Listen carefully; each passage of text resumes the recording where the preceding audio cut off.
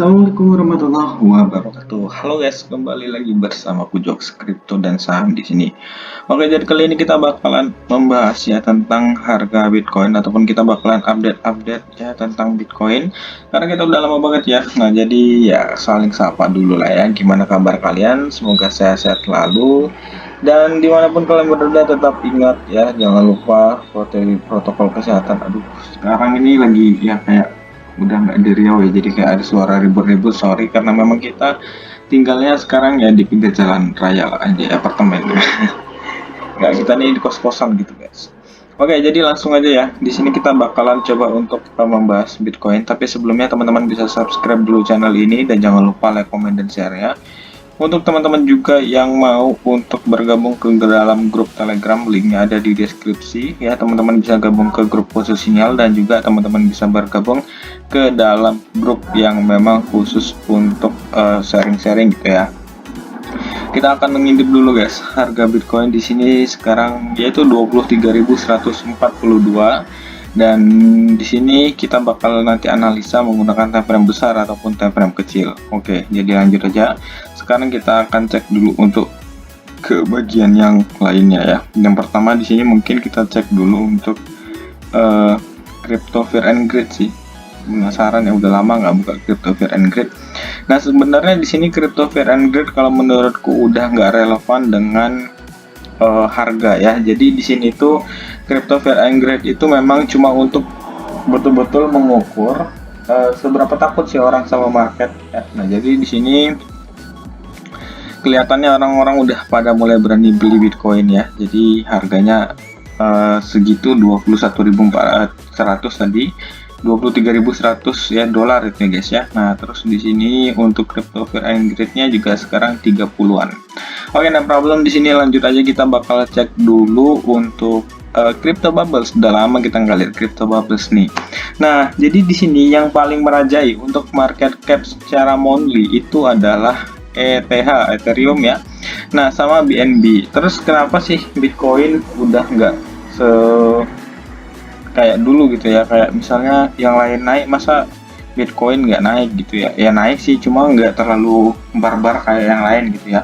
Nah, ini menurutku memang udah ada perlawanan dari beberapa alts, sehingga di sini alts itu juga bakalan keluar dari jalurnya, ada nanti masanya guys. Jadi alts ini bakalan keluar dari jalur Bitcoin, ibaratnya mereka ini melawan dari harga Bitcoin ya. Walaupun rata-rata sekarang memang pairnya memang banyak ya, semuanya rata-rata ada pair Bitcoin, jadi nggak bisa dipungkiri kalau Bitcoin turun ya semuanya turun gitu. Oke, next di sini kita bakal coba lihat dulu untuk dari top 100 ya. Top 100 di sini masih dipegang secara daily-nya, itu masih dipegang oleh LRC. Nah, kalau bisa dilihat tadi di sini ya, ini ada yang sampai 139 itu apa? Itu adalah ETC ataupun Ethereum Classic. Nah, jadi Ethereum Classic ini harganya dari harga paling bawah ya. Kemarin itu sekitar 14 dolar itu ketika berapa guys nih? Juli. Nah, ini Juli ya. Bulan Juli itu masih 14 dolar dan ketika udah masuk Agustus itu udah naik ya. Puncaknya Juli akhir lah ataupun awal-awal Agustus, itu boleh dikatakan seperti itu. Nah, itu udah mulai naik ya dari ETC ini. Nah, ETC udah pernah kita bahas di video yang sebelumnya dan kalian bisa hold untuk jangka lama lah kalau ETC ya. Oke, next di sini kita bakalan cek dulu untuk cryptocurrency dari CMC-nya.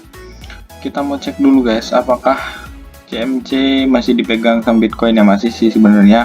Dari peringkat di sini masih boleh dikatakan Bitcoin masih nomor 1. Cuma someday anjay, suatu hari bakalan tergeserkan posisinya Bitcoin ya.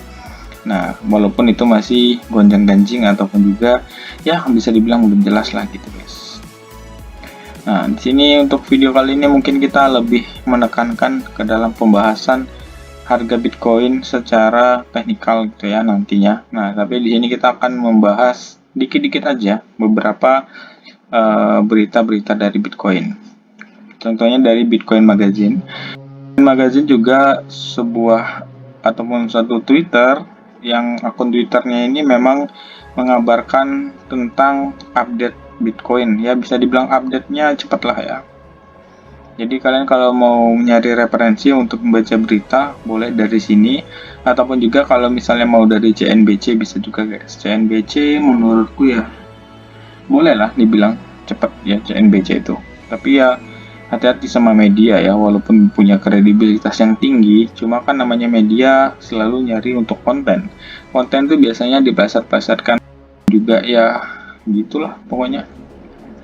Oke, di sini kalian bisa lihat lagi untuk ke bagian layar sini ya. Nah, jadi di sini Bitcoin sudah mulai diresmikan di Dominika. Nah, jadi Dominika ini sudah apa ya? Sudah meresmikan lah ya ibaratnya gitu. Nah, welcome to Republik Dominika, guys. Nah, terus di sini kalian bisa lihat lagi ada banyak sih sebenarnya berita-berita yang bisa dibilang bagus lah ya, bisa dibilang bagus untuk Bitcoin sendiri. Sini untuk ini apa guys? Anak-anak di Afrika Selatan menggunakan Bitcoin untuk membeli bahan makanan. Nah, jadi di sini wow, Afrika nih guys ya. Afrika saja sudah menggunakan Bitcoin sebagai alat transfer untuk wah gila nih generasi Bitcoin semua nih guys. Keren. Jadi intinya ada sih sebuah kemajuan ya dari dunia cryptocurrency terutama di Bitcoin. Ya, salah satunya sudah resmi mungkin ya di beberapa negara, walaupun Indonesia belum meresmikan karena ada beberapa unsur. Mungkin teman-teman bisa baca sendiri ya untuk unsur-unsur yang dimaksud itu ya. Kalau misalnya unsur-unsur tersebut kayak masuk gitu ke dalam pelanggaran-pelanggaran yang ada di Indonesia ya nggak akan diizinkan. Intinya pemerintah Indonesia nggak mau ngambil risiko terhadap privasi data kita nantinya gitu sih. Nah, terus di sini ada dua sih sebenarnya pendapat itu cryptocurrency di Indonesia. Sebenarnya kayak kalau untuk menjadi mata alat tukar gitu, jadi kayak mata uang gitu kan nggak bakal mungkin ya, karena eksistensinya rupiah itu bakalan terganggu nantinya. Oke, di sini berita dari El Salvador. Kalau kalian tahu ya, mungkin udah pada tahu lah ya, El Salvador itu negara yang memang betul-betul sudah melegalkan dan dari pemimpinnya saja sudah membeli Bitcoin dan menyarankan kepada semuanya untuk membeli Bitcoin karena mereka adalah negara yang satu-satunya terkenal ya. Ini dalam tanda kutip yang mungkin mengeksiskan dirinya ya, itu mengeksiskan dirinya untuk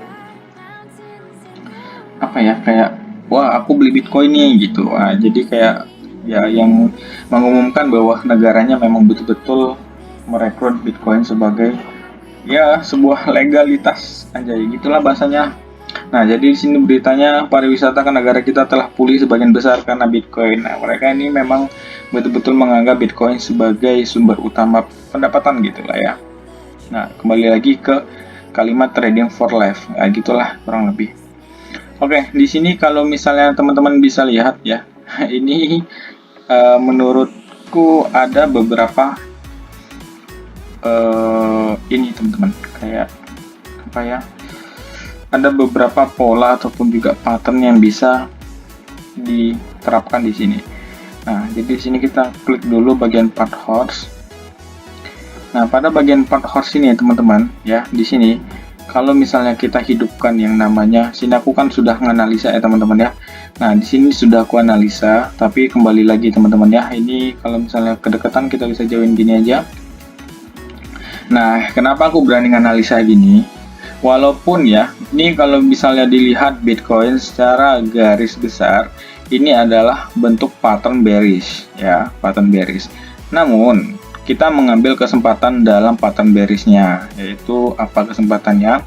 Mungkin di sini kalian bisa lihat sendiri ya, ini membentuk seperti bull flag ataupun juga ya pattern bullish ya teman-teman, sehingga di sini ada kesempatan untuk kita mencuri momen gitu ya.